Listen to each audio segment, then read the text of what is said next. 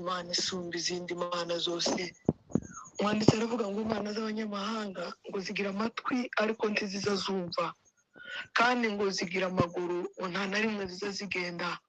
Aravuga ngo zigira amaso ntizirigera zireba, zigira amaboko nta na rimwe zirigera zigira icyo zikora. Ariko imana yacu nyamana, uri imana izivuga, uri imana izikora, uri imana izitegeka, uri imana izigenda.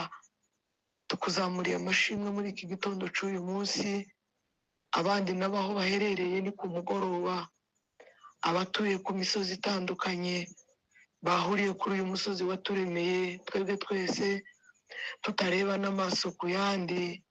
Nta wateze imodoka cyangwa indege kugira ngo tuze kuhahurira.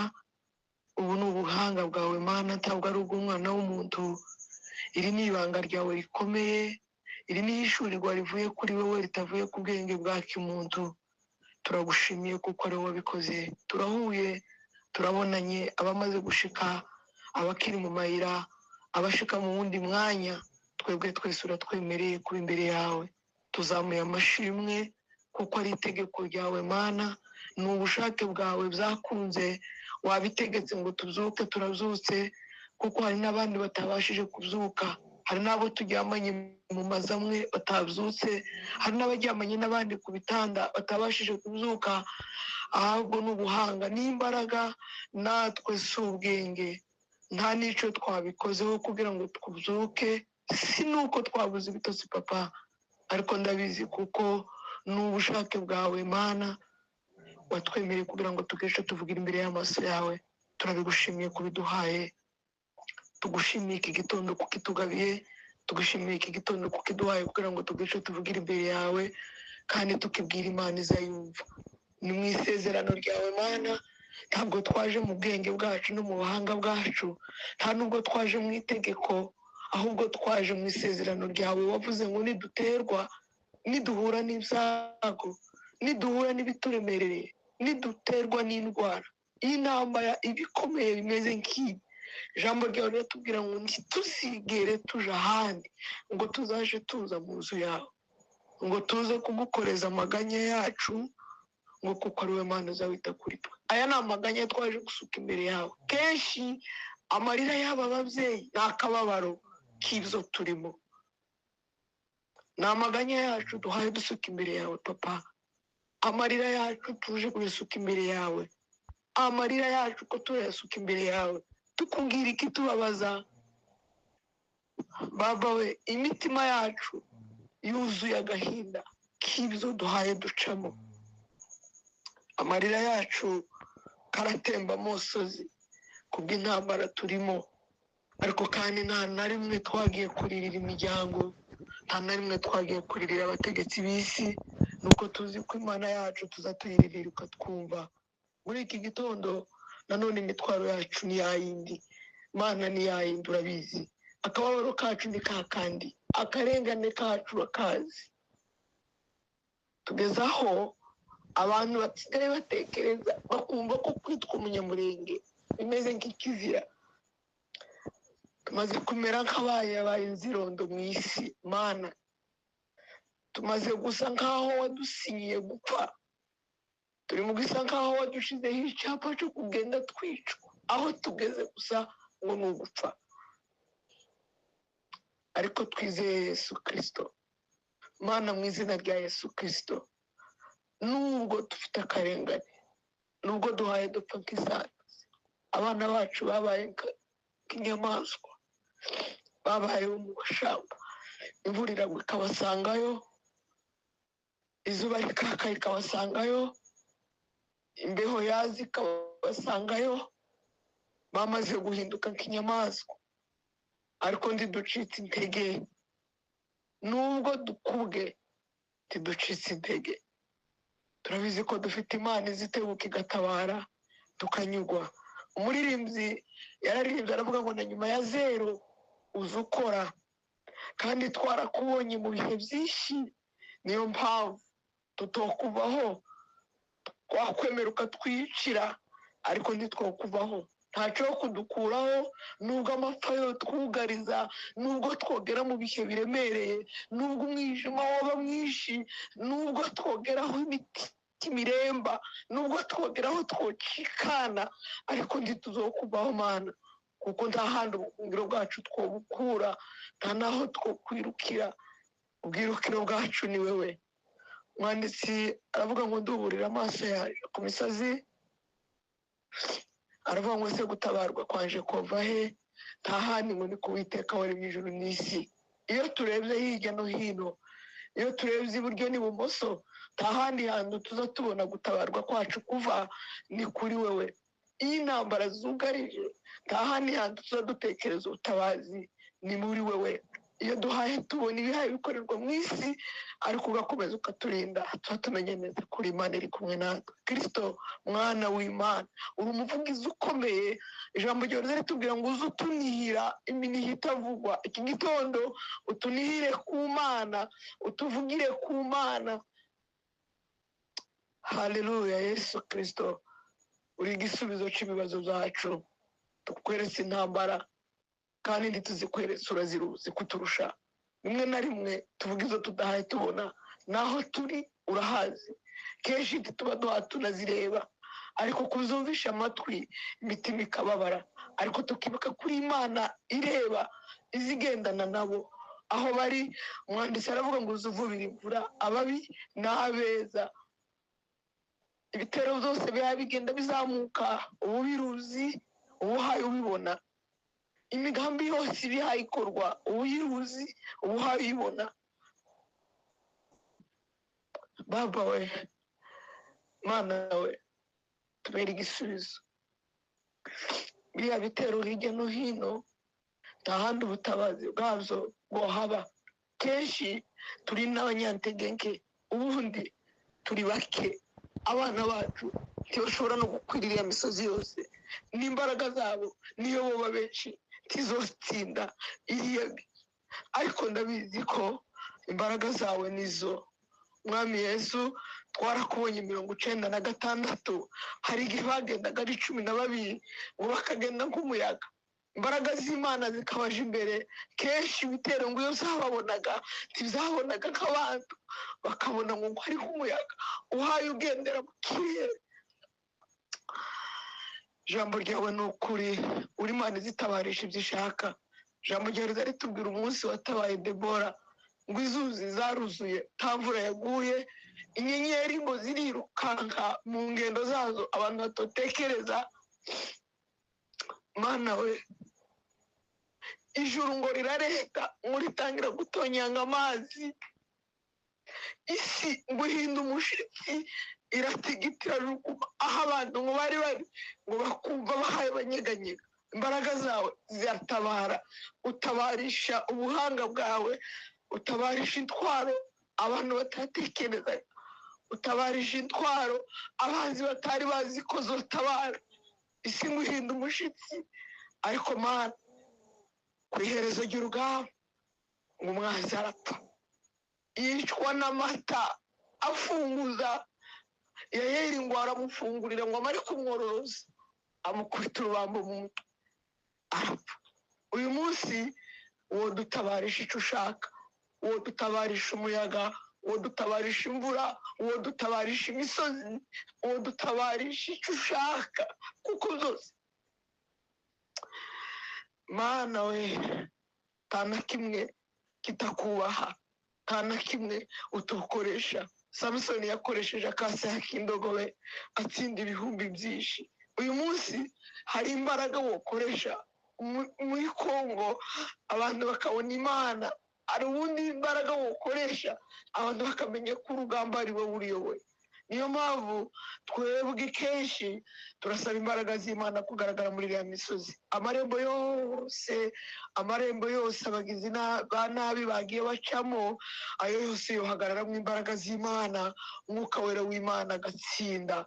Ibyo byose biri mu buhanga bwawe n'ubushobozi bwawe. Wiheshe icubahiro, uturemere amashimwe yo kuri iriya misozi, turemere amashimwe yo kumva inkuru z'ubutabazi bw'Imana, turemere amashimwe kenshi ko turavugira mu miryango yacu, aho ducumbitse, ntidufite uburenganzira bwo gutabara, nta n'icyo twobikoramo, ariko Imana izidutabarira. Si rimwe si kabiri twabonye ineza yawe Mana. Ziriya nkengero zose guhera mu Rurambo ukitsingahaje ukamanuka i Buhembe, Bugogogo, hose urahari, impande zose urahari, impande zose urahari, kandi uraharuzi, ni wowe wenyine gusa Mana. Twabonye imbaraga zawe mu Bibogobogo, barazunguruswa ariko watabahishije ababarwanyaga. N'uyu munsi hari icyo gukora Mana. Turagushimiye ko wumvise gusenga kwacu, turagushimiye ko twumva inkuru nziza, turagushimiye ko ziriya ntambara uzirwanura Imana, turagushimiye ko uhagarara muri ariya marembo yose. Ndabizi ko uhagaze mw'abana bake cyane, ariko bari mw'ingabo ikomeye, bari mw'intare itsinda, waranesheje natwe ngo tuzatsinda. Ubaje imbere, Umwuka wera w'Imana ahungishe bariya bose, bamenye ko hariho urugamba rw'Imana. Izina ryawe rihabwa icubahiro. Ndagushimiye ko wumvishe gusenga kwacu, ndagushimiye kuduha amahoro, ndagushimiye kuduhagarariye Imana, ndagushimiye kuri umuvugizi mwiza, ndagushimiye ko turemera amashimwe ku bwa ziriya ntambara. Hari izindi ntambara z'imitima, abantu barwaye imitima yarapfuye, imitima yarapfuye, indwara z'imitima zatumye abantu bapfa imitima. Abantu ntibazi iyo bari, abantu ntibazi aho bavuye, abantu ntibazi iyo bagiye, abandi baranamutse bavuye mu gakiza nta mpamvu, baretse amasezerano y'Imana, abantu bagiye mu byo bashaka, abandi ko barinezeza. Mana, iyo mitima yose turayisengeye nk'itorero Kristo yapfiriye ku musaraba akaribabarizwa. Iyo mitima yose turayisengeye nk'itorero Kristo yagiriwe nabi.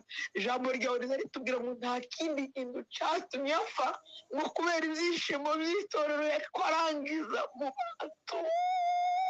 Mana, ngo kubera itorero yariko turangizamo, ngo nicyo cyatumye aheba amagara yiwe, mu gihe ngo inama yo gucungura yari habaye ngo habura n'umwe, ariko Kristo Yesu ngo kubera itorero yarangiza.